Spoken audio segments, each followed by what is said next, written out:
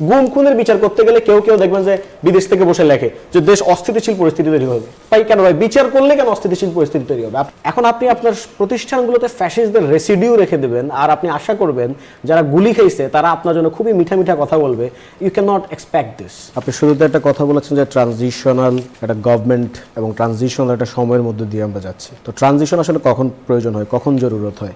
Transition জরুরত হয় যখন একটা ফ্যাসিবাদী, কর্তৃত্ববাদী, টোটালিটারিয়ান একটা সিস্টেম থাকে, সেখান থেকে আমরা একটা ডেমোক্রেটিক প্রসেসে যেখানে অ্যাকাউন্টেবিলিটি আছে, ট্রান্সপারেন্সি আছে, সেই প্রসেসে যখন আমরা যাইতে চাই, ওই মিডিয়াম যে পিরিয়ডটা, ওইটাকে আমরা বলি ট্রানজিশনাল সময়টা।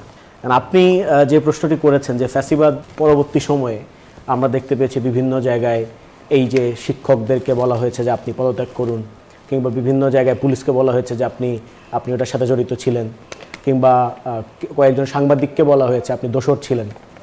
এখন ফার্স্ট অফ অল আপনি এগুলোর জন্য আপনার প্রতিষ্ঠানকে সংহত করতে হবে।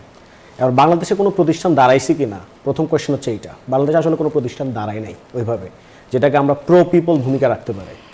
রাদার তারা প্রাতিষ্ঠানিক নিরপেক্ষতার বাইরে সবসময় কারো না কারো একটা পারপাস সার্ভ করে গেছেন। এখন প্রতিষ্ঠানগুলোকে সংহত করা এবং এই যে আপনি বলেছেন যে একটা টেন্ডেন্সি থাকে সবসময়, সংক্ষুব্ধতার একটা টেন্ডেন্সি এবং হচ্ছে গিয়ে সহিংস হয়ে ওঠার টেন্ডেন্সি, এইটাকে থামাইতে হলে আপনার প্রথম কাজ হচ্ছে ইনসাফ কায়েম করতে হবে।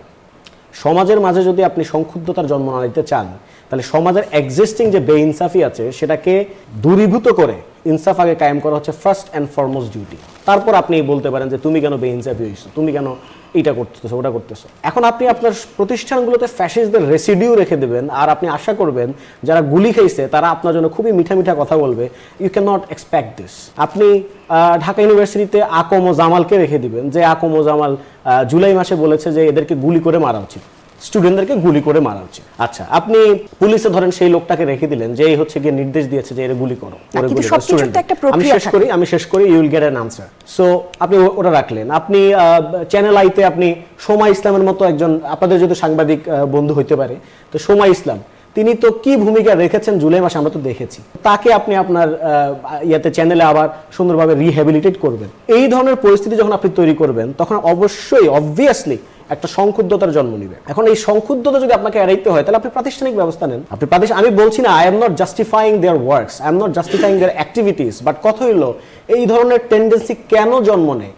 আমাদের রাজনীতিবিদরা, আমাদের বুদ্ধিজীবীরা, আমাদের সুশীলরা, তারা in spite of searching for, looking for যে এই কেন এই সাইকোলজিটা আসছে, কেন তাদের মাঝে এখনো সংক্ষুব্ধতার জন্ম নেয়, এইটার কারণ খোঁজ না করে তারা সরাসরি চলে যায় হচ্ছে ওষুধ দেওয়ার জন্য।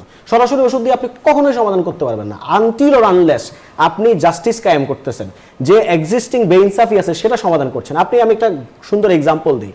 আপনি সাউথ আফ্রিকার মডেলও যদি আপনি আগাইতে চান, সাউথ আফ্রিকাতে অ্যাপার্থাইড ছিল, বর্ণবাদ ছিল, বর্ণবৈষম্য ছিল, তার বিরুদ্ধে নেলসন ম্যান্ডেলা ফাইট করেছেন। পরবর্তী সময়ে আমরা কি দেখলাম, যে ট্রুথ অ্যান্ড রিকনসিলিয়েশন কমিশন দেখলাম, টিআরসি, যেটার মধ্য দিয়ে তারা নতুন করে একটা ট্রানজিশন নিয়ে আসলো এবং ট্রুথ কমিশনে গিয়ে সবাই কনফেস করা শুরু করলো যে আমরা এই ভুল করেছিলাম, আমরা এই বর্ণবৈষম্যের সাথে ছিলাম, বর্ণবাদের ছিলাম। আবার অনেক জায়গায় যেখানে ধরেন ফ্যাসিবাদ চলেছে, কর্তৃত্ববাদ চলেছে, সেখানে আমরা কি দেখেছি, ট্রায়াল দেখেছি। যেমন আপনি নাজি জার্মানির কথা বলতে পারেন, ইতালির যে ফ্যাসিস্ট পার্টির কথা বলতে পারেন। বাংলাদেশে যেটা হচ্ছে, বাংলাদেশে যখনই আপনি বিচার করতে যাচ্ছেন তখনই বলা হচ্ছে যে দেশ অস্থিতিশীল পরিস্থিতি তৈরি হয়ে যাবে। বিচার করলে নাকি দেশ অস্থিতিশীল পরিস্থিতি তৈরি হয়। গুম খুনের বিচার করতে গেলে কেউ কেউ দেখবেন যে বিদেশ থেকে বসে লেখে যে দেশ অস্থিতিশীল পরিস্থিতি তৈরি হবে। তাই কেন ভাই বিচার করলে কেন অস্থিতিশীল পরিস্থিতি তৈরি হবে? আপনি বিচার করলেই না বরং স্থিতিশীল পরিস্থিতি তৈরি হবে।